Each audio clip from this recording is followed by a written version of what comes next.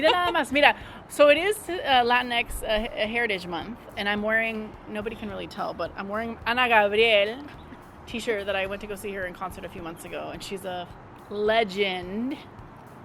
And for me, like, music is plays a big role for me to get in touch with my roots. What about you? I would have to say the same. Music and food. I'm not the best cook, but I definitely try to keep... You're not? No. I heard you make really good chicken. Maybe. But I definitely, I appreciate my culture, and I want to keep it as alive as possible. So, yeah, I would have to say music and food are some great passion points of mine. Love it. Love, love, love it. Shall we have a macaroon? Yeah. As we bid. Yeah, you get the pink one. Can I get the pink one too? Yeah, there's two. Cheers. What was it like growing up Hispanic in a very white county? Oh, goodness gracious. Oh, man. It was very confusing. Mm-hmm. And I remember how excited I would go when we go to Mexico for like the summer or Christmas break, because it was like there's a part of me that had not necessarily had to hide, but just wasn't able to really like really get to see or hear, you know. So because at school, like, most people were not Mexican, and even like talking about my culture, you know, it wasn't really something that, you know, people were interested in. I mean, they're kids, right? So for me growing up, it was really important for me to tap into that however possible. So that meant, like, I would watch the telenovelas, you know. To me, like, that's honestly what really helped me with my Spanish too, and understanding some of my own culture through that. Obviously, you know, my parents, you know, really honed in on us to, like, speak the language, but it was hard. Like, when everybody at school doesn't know your language, I think there was a bit of a rebellion that I had personally, where I was like, oh, no one's speaking it at my school. Like, it almost felt like I didn't want to be different. Like, I felt very much like, well, no, like, no one else is. Like, why do I have to do this? But then I'd go to Mexico, and I just would feel alive again, and I'd speak the language, and I'd be with my cousins, and we'd have the food and the culture and the in familia, you know, just being with family.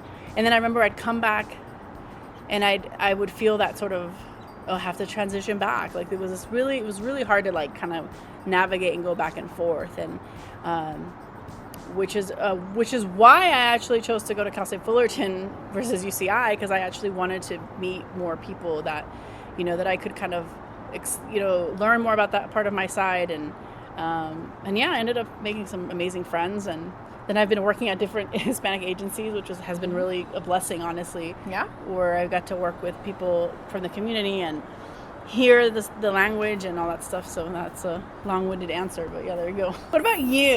Well, same. Very similar. So grew up in Costa Mesa. All my schools were in Newport, so I was probably one of 3 Hispanics in my class. Until I got to junior high.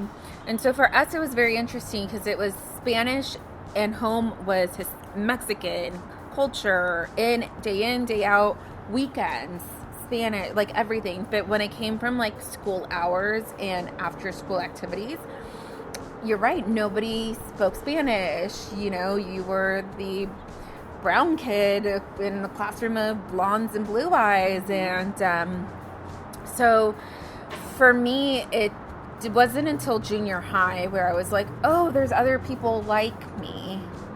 And so it wasn't necessarily confused. It was just very strict. Like, school was English, home was Spanish.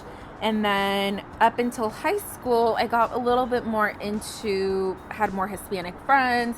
But that's when I think I realized the duality, where I forget what video has it, but you speak differently when you're in different places and different people. You do. And so that was interesting. And it wasn't until after graduation for high school that I really retroculturated.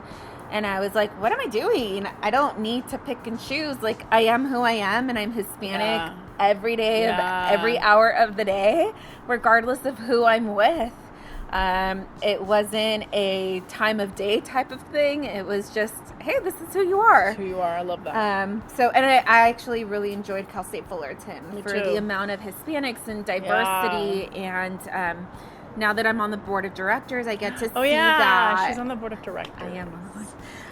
So I get to see that on the inside, and knowing that a lot of our alumni are not Hispanics, I'm just like, there's another area of opportunity for us to create community of well-educated people in professional fields, creating networking. There's such a need for it.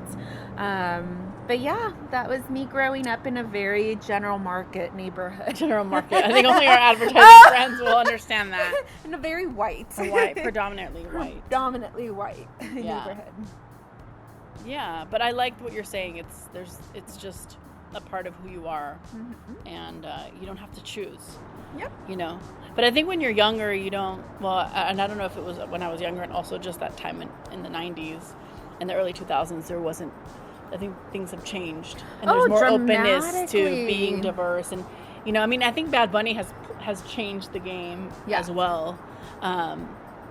To not having to, like, the fact that he's not singing English songs, he doesn't have to. It resonates with, you know, globally. So I think that's like Coldplay just covered a Bad Bunny song. Really? Yeah, live in concert.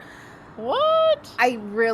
I'm so thankful for where we are as a culture here in the U.S. now, because how it was in the 90s was very separate, but we're so immersed as a culture within the American thread that I think kids nowadays may feel it a little bit, but I don't think they'll ever feel it to the extreme that we did, nor like how our parents felt it that's in even their a whole generation. other, So, and one other thing that I will say, and for me personally, honestly, if it wasn't for me working at these different Hispanic agencies, you know, I've been able to meet people from other parts of not just Mexico.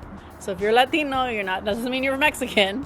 You know, we have friends from Puerto Rico, from Argentina, Colombia, Peru. So all of them. So all of them. So I think that's another thing that we just want to put out there is, like, there's this whole other world of culture and people and to celebrate, and that's something that I've been delighted to uncover in my journey. So yeah, same.